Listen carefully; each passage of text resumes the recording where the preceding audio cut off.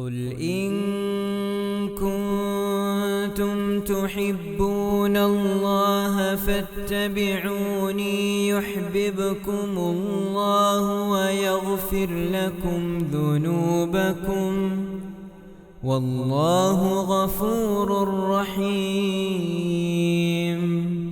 السلام عليكم ورحمة الله وبركاته. الحمد لله. اللهم صل على محمد وعلى آل محمد. അമ്മാ ബഅദ്. സ്നേഹമുള്ള സഹോദരി സഹോദരന്മാരെ, സുഹൃത്തുക്കളെ, റജബ് മാസം അവസാനത്തിലേക്ക് എത്തി നിൽക്കുകയാണ്. റജബിൽ ഏതെങ്കിലും ഒരു പ്രത്യേക ദിവസം, പ്രത്യേക നോമ്പോ പ്രത്യേക നമസ്കാരമോ പ്രത്യേക ദിക്റുകളോ ഇല്ല എന്നുള്ളത് മുമ്പും പലതവണ നമ്മൾ വ്യക്തമാക്കി കഴിഞ്ഞ യാഥാർത്ഥ്യമാണ്.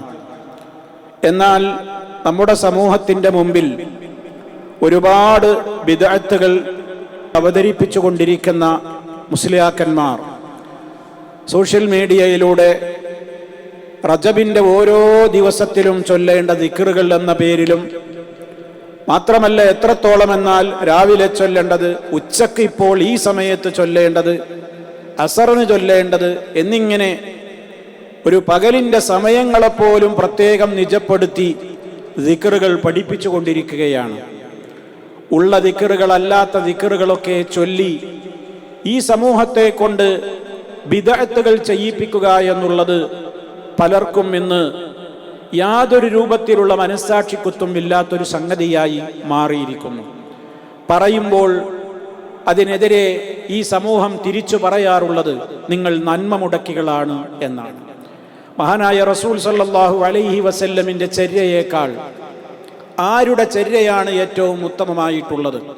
സ്വർഗത്തിലേക്ക് അടുപ്പിക്കുന്ന എല്ലാം അവിടുന്ന് പഠിപ്പിച്ചു തന്നിട്ടില്ലേ? അവിടുന്ന് പഠിപ്പിച്ചു തരാത്തൊരു ദിക്ർ, അവിടുന്ന് പഠിപ്പിച്ചു തരാത്തൊരു പ്രത്യേകത, ഇതൊക്കെ പറയാൻ ആർക്കാണ് ഇവിടെ അധികാരമുള്ളത്?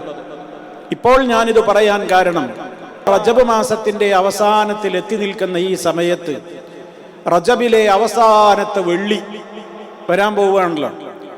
ആ അവസാനത്തെ വെള്ളി എന്ത് ചെയ്യണമെന്നാ പറയുന്നത്? ഖതീബ് മിമ്പറിൽ ഖുത്ബ നിർവഹിച്ചു കൊണ്ടിരിക്കുന്ന വേളയിൽ ആളുകൾ എന്ത് ചെയ്യണം? പള്ളിയിൽ പങ്കെടുത്തവരൊക്കെ ഒരു പ്രത്യേക ദിക്ർ ചൊല്ലണം പോലും. മുഹമ്മദ് റസൂലുള്ളാഹ്, അഹ്മദ് റസൂലുള്ളാഹ് എന്ന് 35 വട്ടം ചൊല്ലിയാൽ എന്താ പ്രത്യേകത?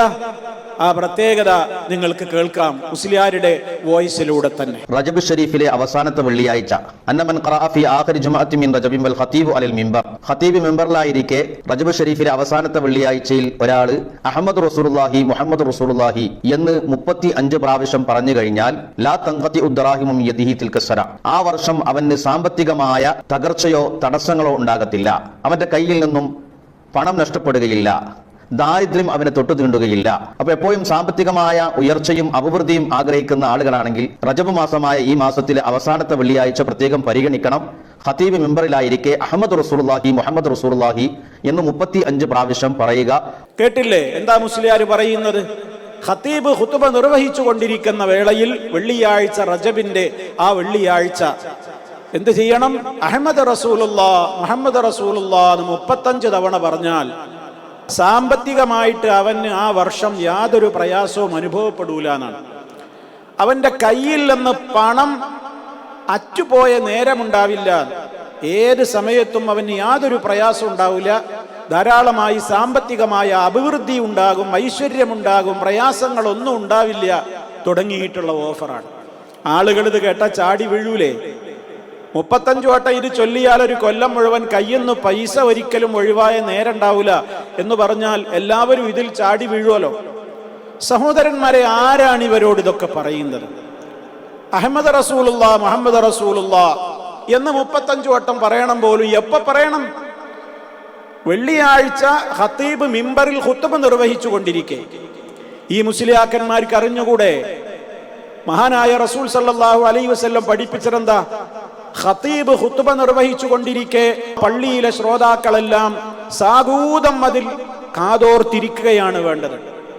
എത്രത്തോളം തന്റെ തൊട്ടടുത്തിരിക്കുന്ന സഹോദരനോട് ഇദാ ഖുൽത ലി സാഹിബിക യൗമൽ ജുമുഅ അൻസിത് ഫഖദ് ലഗൗത്, തന്റെ സഹോദരനോട് മിണ്ടാതിരിക്കൂ എന്നൊരാളോട് പറയുന്നത് പോലും അവൻ അനാവശ്യം ചെയ്തു എന്നാണ്. ആരെങ്കിലും പള്ളിയിൽ നിന്നൊരു കല്ലോ മറ്റെന്തെങ്കിലും ഒരു വസ്തു എടുത്തുകൊണ്ട് ഇങ്ങനെ വെറുതെ അതിന്മേൽ ഇങ്ങനെ ശുഗലായാൽ അതുപോലും അവന്റെ ശ്രദ്ധ തെറ്റിക്കുന്ന വിധത്തിൽ, ഖുതുബയിൽ നിന്ന് അത്രയും ശ്രദ്ധ തെറ്റുന്ന വിധത്തിൽ ചെയ്താൽ തന്നെ അവൻ അനാവശ്യമാണ് ചെയ്തത് എന്ന് ഹദീസുകളിൽ കാണാൻ സാധിക്കും. എന്നിട്ട് ഖുതുബ നിർവഹിച്ചു കൊണ്ടിരിക്കുന്ന വേളയിൽ പള്ളിയിൽ കൂടിയ ആളുകളെല്ലാം കൂടി എന്ത് ചെയ്യാണ്? ഇപ്പോ അഹ്മദ് റസൂലുള്ളാ മുഹമ്മദ് റസൂലുള്ളാ, അഹ്മദ് റസൂലുള്ളാ മുഹമ്മദ് റസൂലുള്ളാ, അഹ്മദ് റസൂലുള്ളാ മുഹമ്മദ് റസൂലുള്ളാ എന്നിങ്ങനെ സ്വല്ലല്ലാഹു അലൈഹി വസല്ലം ഒന്നുമില്ല. അങ്ങനെയാണ് ചെയ്താൽ അവന്റെ ജുമാ, അവൻ ആ ഖുതുബ നിർവഹിച്ചു കൊണ്ടിരിക്കുന്ന ഖതീബ് അത് നിർവഹിച്ചു കൊണ്ടിരിക്കുന്ന വേളയിൽ ഇങ്ങനെ ചെയ്താൽ വാസ്തവത്തിൽ അത് അയാൾ അനാവശ്യമല്ലേ ചെയ്യുന്നത്? ചെയ്യാൻ പാടുണ്ടോ? ഖുതുബ സാഗൂതം ശ്രദ്ധിച്ച് ഖുതുബയിലേക്ക് തന്റെ കണ്ണും മനസ്സും കാതും കൊടുത്ത് ഇരിക്കുകയല്ലേ വേണ്ടത്? ഖുതുബക്കിരിക്കുമ്പോൾ അതും നഷ്ടപ്പെടുത്തി കളയുവാനുള്ള ഏതോ പൈശാചികമായ നിലക്കുള്ള ദുർബോധനങ്ങളാണ് ഇതൊക്കെ. ഇതൊക്കെ പറയുമ്പോൾ അവർ പറയും ഞങ്ങളുടെ ഹോജമാരുടെ കിതാബിലുണ്ട്, ഞങ്ങളുടെ ഹോജമാര് എഴുതി വെച്ചിട്ടുണ്ട്. ആ ഹോജമാർക്ക് എവിടുന്ന് കിട്ടി? അവർ പറയും അവരുടെ ശൈഖുമാർക്കൊക്കെ അള്ളാഹു ഇങ്ങനെ പ്രത്യേകം വെളിപാടുകൾ കൊടുക്കുകയാണ്, കശ്ഫ് ഉണ്ട് അവർക്ക്. ആ വിധത്തിൽ പ്രത്യേകമായിട്ട് ഹദീസുകളിലൊന്നും ഇല്ലെങ്കിലും അതൊക്കെ അവർക്ക് അള്ളാഹു നേരിട്ടിങ്ങനെ അവർക്കിങ്ങനെ ഇട്ട് കൊടുക്കുകയാണ്. നമ്മൾ ഈ പറയുന്ന ദിക്റുകളൊക്കെ ഇതിനൊക്കെ തെളിവുണ്ടോയെന്നൊന്നും ചോദിച്ചാൽ നടക്കൂല എന്നും വേണം പറയും. പ്രിയപ്പെട്ട സഹോദരന്മാരെ, ഇത്തരത്തിലുള്ള ദുരാചാരങ്ങളെ സൂക്ഷിക്കുക. മുസ്ലിയാക്കന്മാർ വലിയ കാര്യമായിട്ട് പതാ പറയണം. ഇനിയിപ്പോൾ അവസാനത്തെ ഒരു വെള്ളിയല്ലേ ഉള്ളൂ, അപ്പോൾ അന്ന് ജുമാ മുടക്കാൻ അല്ലെങ്കിൽ അതിൻ്റെ പ്രതിഫലം നഷ്ടപ്പെടുത്താൻ ഇങ്ങനെ ഒരു ദിക്ർ ചൊല്ലിയാൽ അവൻ സമ്പന്നനാകും, അവൻ ദാരിദ്ര്യം ഒരിക്കലും അവനെ ബാധിക്കുകയില്ല എന്ന് പറയാൻ ഈ മുസ്ലിയാക്കൾക്ക്, അല്ലെങ്കിൽ ഈ മുസ്ലിയാക്കൾ ഇതെവിടെ നോക്കിയിട്ടാണോ, ഏത് പാളക്കിതാബ് നോക്കിയിട്ടാണോ വായിച്ചതെങ്കിൽ അവർക്കിത് പറയാൻ ആരാണ് അധികാരം കൊടുത്തത്? അവർക്കതിന് അവകാശമുണ്ടോ അത് പറയാൻ? ഖൈറുൽ ഹദി ഹദി മുഹമ്മദിൻ സ്വല്ലല്ലാഹു അലൈഹി വസല്ലം. ചര്യകളിൽ വെച്ച് ഏറ്റവും ഉത്തമമായ ചര്യ മുഹമ്മദ് നബി സ്വല്ലല്ലാഹു അലൈഹി വസല്ലമിന്റെ ചര്യയാണ്. വശറൽ ഉമൂരി മുഹദസാതുഹാ, കാര്യങ്ങളിൽ ഏറ്റവും ചീത്തയായത് എന്താണ്? പുതുനിർമ്മിതികളാണ്, പുത്തൻ വാദങ്ങളാണ്.